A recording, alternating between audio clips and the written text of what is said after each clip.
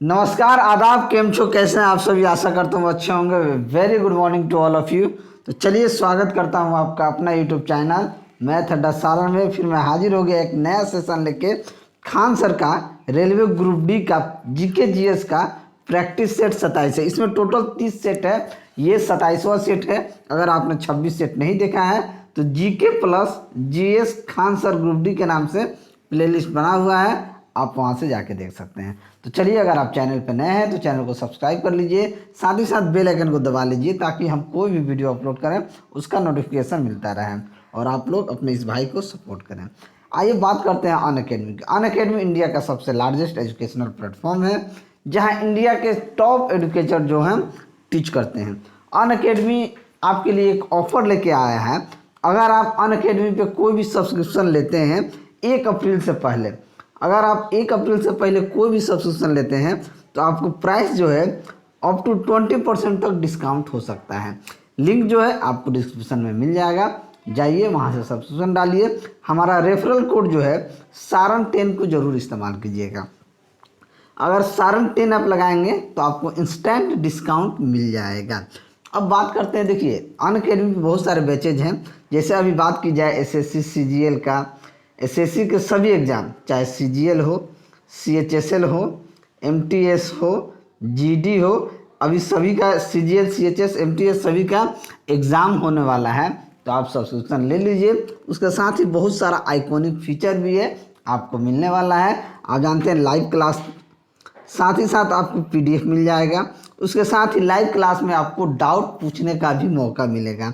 बस आपको अपना हाथ को उठाना है, रेज हैंड करना है और आपको प्रश्न जो है पूछ लेना है। तो ये सब आइकॉनिक फीचर है। इसके साथ बहुत सारा मॉक टेस्ट भी आपको मिल जाएगा। तो जाइए, अगर सब्सक्रिप्शन लेना चाहते हैं तो लिंक आपको डिस्क्रिप्शन में मिल जाएगा, जाइए सब्सक्रिप्शन लीजिए। हमारा रेफरल कोड सारंग 10 जो है ज़रूर लगाइएगा। चलिए आगे बढ़ते हैं और आज का पहला क्वेश्चन से शुरू करते हैं हम। आज का पहला क्वेश्चन है कि चित्तौड़गढ़ के किले के अंदर विजय के प्रतीक विजय स्तंभ का निर्माण किसने कराया था। चित्तौड़गढ़ नाम तो सुना होगा। चित्तौड़गढ़ का जो विजय किला था, विजय स्तंभ, ये राणा कुंभा ने कराया था। किसने कराया था? राणा कुंभा ने। तो ऑप्शन बी आपका राइट आंसर हो जाएगा। अगर वीडियो आप सभी को अच्छा लगे तो वीडियो को लाइक कीजिएगा, दोस्तों में शेयर कीजिएगा, चैनल पे नए हैं तो चैनल को सब्सक्राइब कीजिएगा। आपकी वीडियो लाइक से आपका कुछ नहीं होने वाला है, पर मुझे मोटिवेशन मिलेगा और मैं ऐसे कंटिन्यू वीडियो आप सभी के लिए लेके आता रहूँगा। चलिए अगला प्रश्न है कि किस मुगल सम्राट ने सुलह ए कुल के विचार पर जोर दिया है। तो किस मुगल सम्राट ने सुलह ए कुल के विचार पर जोर दिया था? तो ये सम्राट अकबर। कौन था? सम्राट अकबर ने सुलह ए कुल पे जोर दिया था। तो अकबर आपका यहाँ पे राइट आंसर हो जाएगा। तो ऑप्शन सी सही आंसर हो जाएगा। नेक्स्ट, 13 ताली डैश की कामोड़ जनजातियों के प्रसिद्ध लोक नृत्य है। 13 ताली, 13 ताली कहाँ का है? ये राजस्थान की कामोड़ जनजाति का लोकप्रिय प्रसिद्ध डांस। कहाँ है? राजस्थान की कामोड़ जनजाति। कौन? राजस्थान की कामोड़ जनजाति। तो ऑप्शन डी आपका क्या हो जाएगा? यहाँ पे राइट आंसर हो जाएगा। नेक्स्ट, अगला प्रश्न है कि स्वच्छ भारत अभियान की शुरुआत कब हुई थी। तो स्वच्छ भारत अभियान की शुरुआत हुई थी 2 अक्टूबर 2014 गांधी जयंती के अवसर पर। गांधी जयंती के अवसर पर 2 अक्टूबर 2014 को अभियान ये शुरू हुई थी। ये नरेंद्र मोदी जी जब प्रधानमंत्री पहली बार बने थे तब से ये लागू हुआ है। उन्होंने गांधी जयंती पे स्वच्छ भारत अभियान की शुरुआत की थी। तो ऑप्शन ए यहाँ पे क्या हो जाएगा? राइट आंसर हो जाएगा। नेक्स्ट, इनमें से किसने फरवरी 2021 में इटली के नए प्रधानमंत्री के रूप में शपथ ली है। तो इटली के प्रधानमंत्री के रूप में किसने शपथ ली है? तो मारियो द्रागी जो है, मारियो द्रागी ने फरवरी 2021 में इटली के नए प्रधानमंत्री के रूप में शपथ ली है। तो ऑप्शन बी क्या हो जाएगा? आपका राइट आंसर हो जाएगा। चलिए आगे बढ़ते हैं।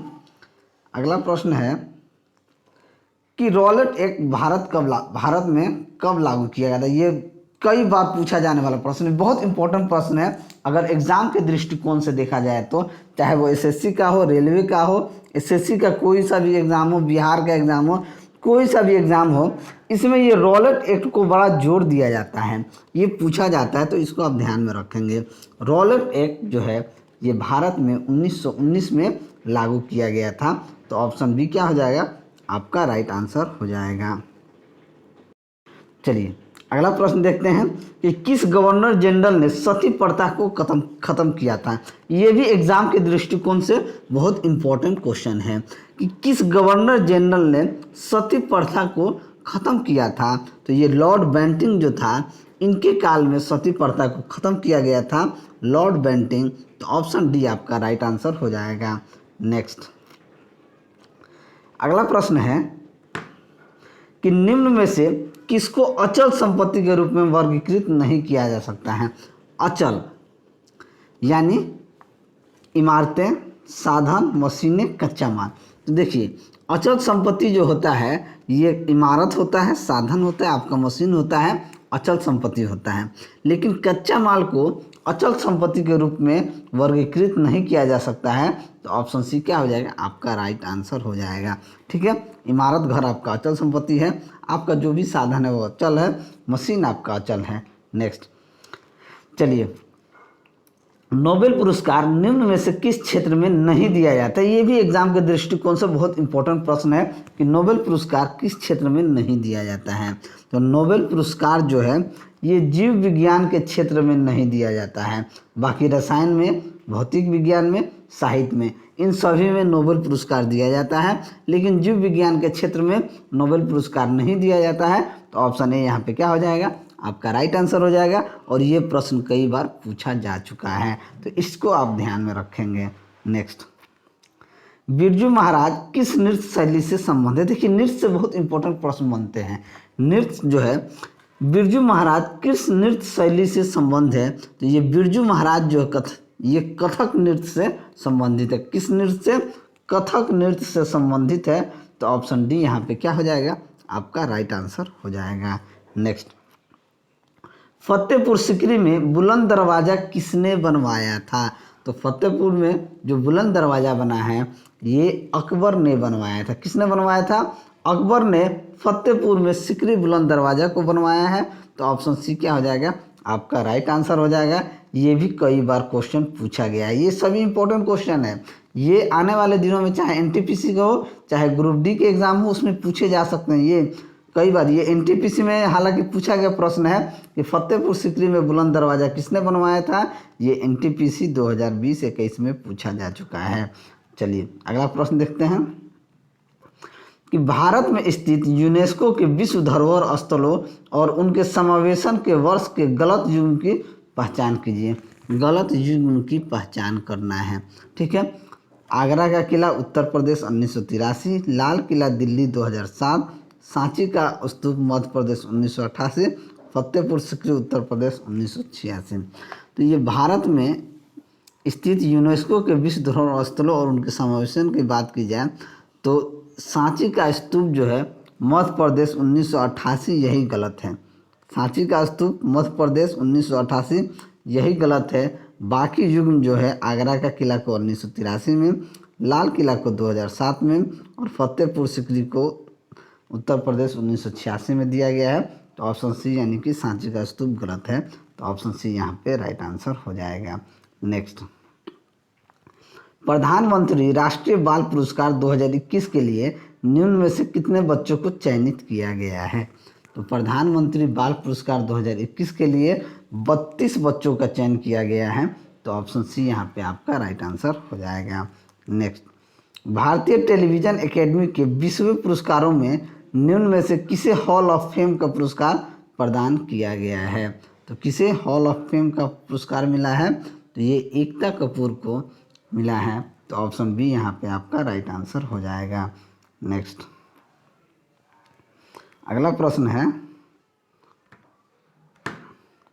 कि किस बैंक को Asia money best bank award 2021 में भारत का सर्वश्रेष्ठ एसएमई बैंक चुना गया है।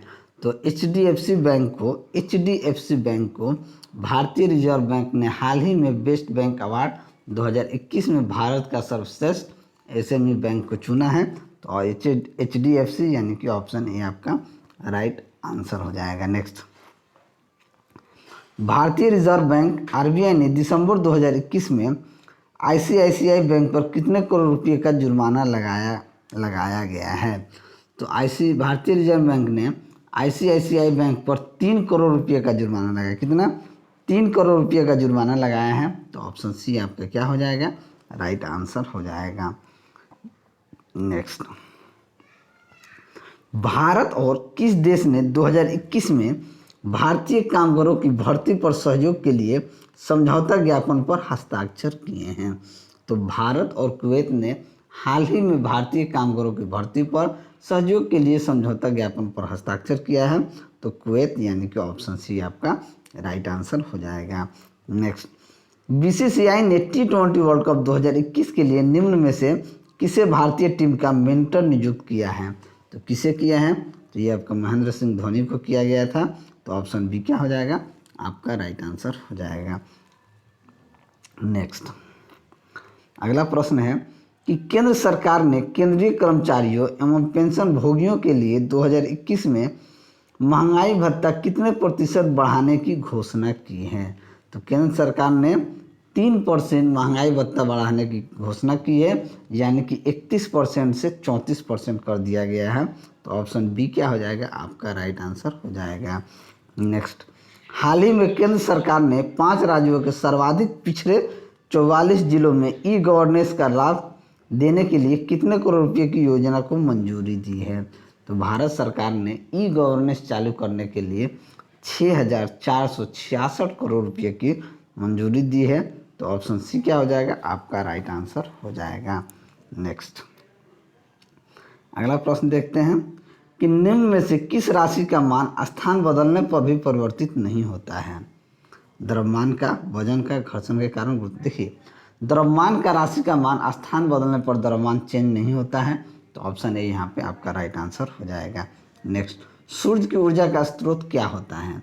तो सूर्य का ऊर्जा का जो स्रोत होता है ये नाभिकीय संलयन अभिक्रिया होता है, नाभिकीय संलयन अभिक्रिया। तो ऑप्शन सी आपका राइट आंसर हो जाएगा। ये दोनों प्रश्न जो है एग्ज़ाम में पूछे गए प्रश्न हैं और एग्ज़ाम के दृष्टिकोण से देखा जाए तो काफ़ी इम्पोर्टेंट भी हैं। नेक्स्ट, फोटोग्राफी में उपयोग किया गया प्रकाश संवेदी यौगिक क्या होता है। ये एनटीपीसी में पूछा गया इस तरह का प्रश्न है कि फोटोग्राफी में उपयोग किए गए प्रकाश संवेदी यौगिक जो होता है ये सिल्वर ब्रोमाइड होता है। तो ऑप्शन सी यहाँ पे आपका राइट आंसर हो जाएगा। नेक्स्ट, निम्न में से कौन सा एक सतहीय घटना है। सतहीय घटना की बात की जाए, उबलना, वाष्पीकरण, पिघलना, जमना। तो वाष्पीकरण एक क्या होता है? एक सतही घटना वाष्पीकरण होता है। तो ऑप्शन सी आपका यहाँ पे राइट आंसर हो जाएगा। नेक्स्ट, अगला प्रश्न है कि उत्प्लावकता यानी कि बुयांसी सिद्धांत के आधार पर जहाज पानी में तैरते हैं। सर्वप्रथम इस सिद्धांत की पहचान करने का श्रेय किस वैज्ञानिक को दिया जाता है। तो सिंपल सा है, ये क्वेश्चन पूछा गया है। ये आर्किमिडीज का सिद्धांत है, ये आर्किमिडीज ने बताया था। तो ऑप्शन सी क्या हो जाएगा? आपका राइट आंसर हो जाएगा। हम बचपन में पढ़ते आए हैं कि लोहे का नाव नदी या तालाब में तैरती है जबकि लोहे की कील पानी में डूब जाती है। तो ये उत्प्लावकता के कारण यानी कि बुयांसी सिद्धांत के कारण ही होता है। तो ऑप्शन सी यानी कि आर्किमिडीज ने ही इस चीज़ को सर्वप्रथम बताया था और पहचान किया था उत्प्लावकता के सिद्धांत को। ठीक है, तो ऑप्शन सी आपका राइट आंसर हो जाएगा। ये क्वेश्चन पूछा गया है, ये क्वेश्चन कई एग्जाम में अलग अलग जगह, चाहे एसएससी हो, सीजीएल हो, सीएचएसएल हो, रेलवे का हो, चाहे स्टेट पीसीएस हो, इसमें पूछा गया है। ठीक है, नेक्स्ट, बांध में संग्रहित पानी में कौन सी ऊर्जा होती है। तो बांध में संग्रहित जो पानी होता है उसमें स्थितिज ऊर्जा होती है। क्या होती है? स्थितिज ऊर्जा होती है। तो ऑप्शन ए आपका राइट आंसर हो जाएगा। ये भी एग्जाम के दृष्टिकोण से इम्पोर्टेंट क्वेश्चन है। नेक्स्ट, जब अर्धचालक पदार्थ में दाता प्रकार की अशुद्धि जोड़ी जाती है तब क्या होता है। जब अर्धचालक परत में दाता प्रकार की अशुद्धि जोड़ी जाती है तब इलेक्ट्रॉन्स उत्पन्न होते हैं और एन टाइप पदार्थ होगा। क्या हो जाएगा? इलेक्ट्रॉन उत्पन्न होंगे और एन टाइप के पदार्थ हो जाएगा। तो ऑप्शन ए ही यहाँ पे आपका राइट आंसर हो जाएगा। नेक्स्ट, अगला प्रश्न है, निम्नलिखित में से गलत मिलान जोड़ा जोड़ों को ज्ञात करें। तांबा, पारा, चांदी, सोना, प्लेटिनियम। गलत मिलान जोड़ा, मिलान देखिए यहाँ पे हमको बताना है कि गलत मिलान और गलत जोड़ा को ज्ञात करना है। गलत जोड़ा को एक ज्ञात करना है। तो गलत जोड़ा को ए तांबा कॉपर है, बी सोना है, सी एचडी प्लेटिनम, पीटी चांदी एजी। यानी कि हमको लग रहा है कि पारा जो है गलत ही यहाँ पे है। पारा एचजी जो है ये गलत है, तो ऑप्शन सी क्या हो जाएगा, ओनली ऑप्शन सी आपका गलत आंसर हो जाएगा, क्योंकि गलत मिलान हमको चूज करना है। नेक्स्ट, एक दोहरी अपघटन अभिक्रिया के दौरान अभिकारकों के बीच क्या आदान प्रदान किया जाता है। तो अभिकारकों के बीच एक दोहरी अपघटन अभिक्रिया के दौरान अभिकारकों के बीच आयन का आदान प्रदान किया जाता है। किसका किया जाता है, आयन का आदान प्रदान किया जाता है। तो ऑप्शन ए यहाँ पे राइट आंसर हो जाएगा। नेक्स्ट, एकल परमाणु अणु का एक उदाहरण है। तो एकल परमाणु अणु का जो उदाहरण है, तो सल्फर जो होता है ये एकल परमाणु का अणु का उदाहरण होता है। तो ऑप्शन बी यहाँ पे आपका राइट आंसर हो जाएगा। नेक्स्ट, अगला प्रश्न है कि कार्बन परमाणुओं वाले हाइड्रोकार्बन के साथ जुड़ने वाला उपसर्ग क्या होता है।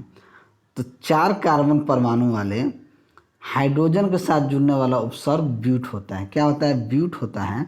तो ऑप्शन बी क्या हो जाएगा, आपका राइट आंसर हो जाएगा। नेक्स्ट, साबुन का उत्पादन क्या होता है। तो साबुन का उत्पादन जो होता है ग्लिसरॉल के साथ क्षार की क्रिया करके साबुन का होता है। तो ऑप्शन ए यहाँ पे आपका राइट आंसर हो जाएगा। नेक्स्ट, निम्नलिखित में से किसका उपयोग खाना पकाने के लिए किया जाता है। द्रवित प्राकृतिक गैस, संपीड़ित प्राकृतिक गैस, या द्रवित पेट्रोलियम गैस, या संपीड़ित पेट्रोलियम गैस। तो खाना पकाने के लिए द्रवीकृत जो है पेट्रोलियम गैस का उपयोग किया जाता है। तो ऑप्शन सी क्या हो जाएगा, आपका यहाँ पे राइट आंसर हो जाएगा।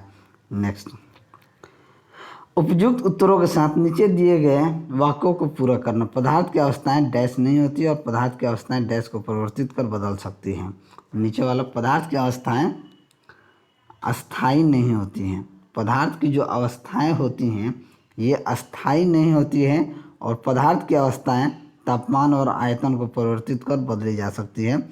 तो ये क्या हो जाएगा, हमारे यहाँ आंसर हो जाएगा अस्थाई और तापमान और दाब को परिवर्तित कर बदली जा सकती है।